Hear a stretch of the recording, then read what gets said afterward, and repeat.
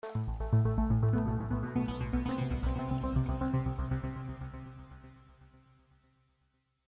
again, and welcome to episode 3.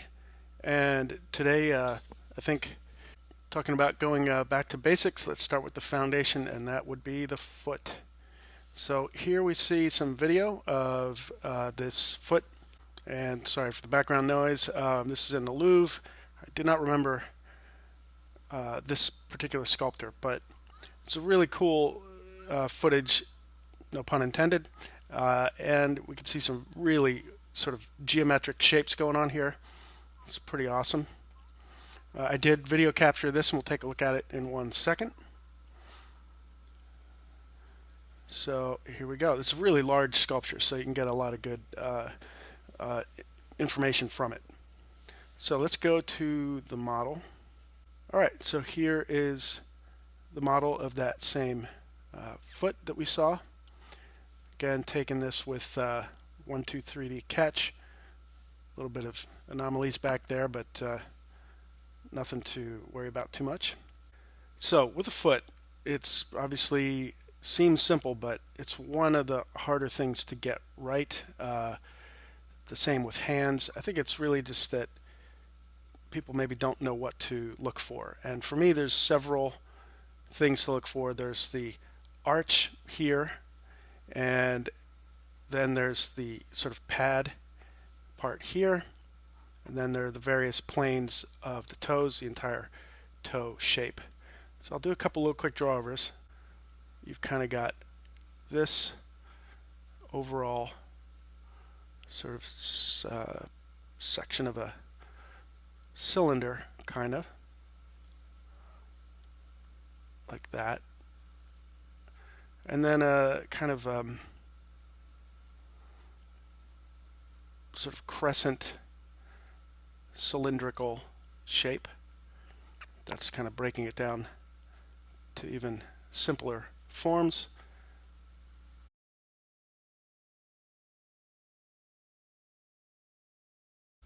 So we've got this cylinder right here. We've got this other sort of flattened section of a cylinder here, and this sort of crescent shape cylinder there, and again sort of a cylinder in the back for the heel that wraps around. If I come around to the front a little bit more, we can see that so we can see here is this patch, this sort of small section of a cylinder arcing in here. Here's that little ramp down to the pad over here. But this is where I wanted to say the belly of the curve sort of starting sort of in the middle and tending to head over towards the big toe, so that the belly is a little bit higher, like that.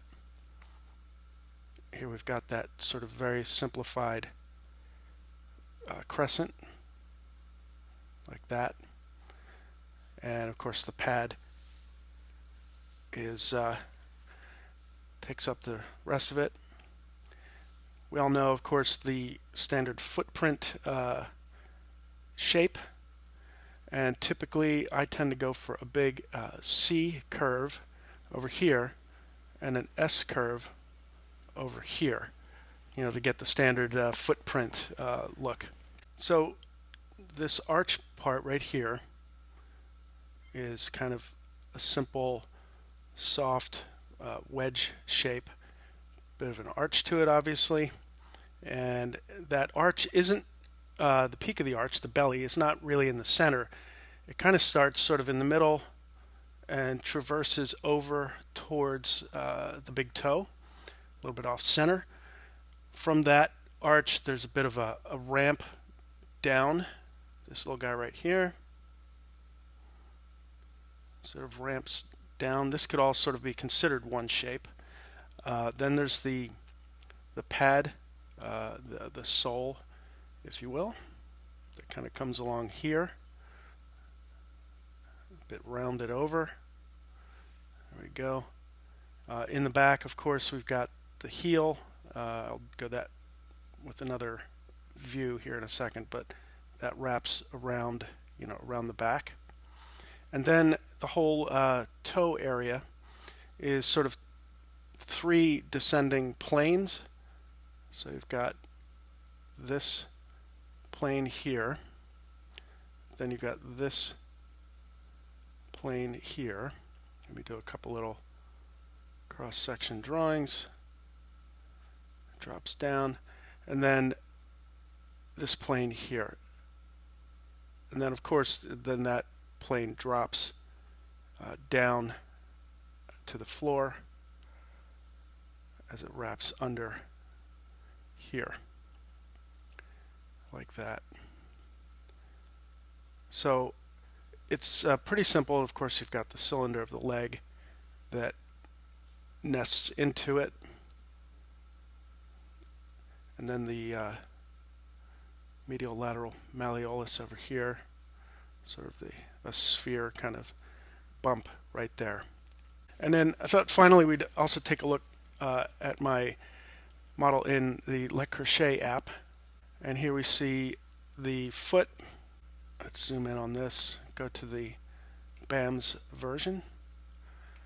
And we could see a similar take on that. This is even broken down a little bit more sort of mechanically, where you can see that arch going from the middle, sort of basically the middle of the ankle over to the big toe. You see the ramp coming down. You see the pad that sits on, and then the toes break down into even simpler shapes. Here I'm using sort of rectilinear shapes, basically sort of slabs and cylinders and ovoid shapes. So we'll come back to the model here and take a look at this. Again, this is an extremely sort of geometric version of it, but it really helps you see what's going on. In reality, these forms are usually a lot softer, but basically what I want you to look at here is the idea of here's this sort of kind of cube, and right here is sort of a cylinder. Here's another cylinder shape. This is what I just showed you in the app.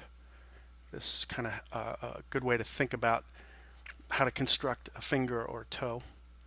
And then down here you've got sort of an ovoid shape that's generally flattened out around the top. And of course inside that is the cylinder of the nail itself. Back here you've got, like on the front pad here, the toe, you've got sort of spherical ovoid patches like we see on our toe shape. And if you made something like this and blended it together, you'd pretty much have what we see here in this model. You'll need to do some smoothing, but this will definitely get you understanding the construction of fingers and toes. The other interesting thing to think about with toes and fingers, specifically with the nail, is how the nail comes out of the bed. And while again there are probably many variations on this, one thing that I just do by default and change it if I need to is the idea that the nail starts underneath the skin here and then comes out over or flush with the pad. So it's coming out from under the nail bed back here and is over the pad of the toe here. Again, that idea of breaking these forms down, look at this. Here we've got just a little thick to thin crescent shape. It actually kind of makes its way all the way around, and there you go. So we're starting by looking at the overall feel of this general kind of ovoid flattened form, and then you break it down to even smaller components like we see here. And that's the whole point of this, is to look at the big picture, the big forms, get those right, and then step down, no pun intended, to the smaller and smaller and smaller forms. All right, well, I hope that was helpful, and see you next time.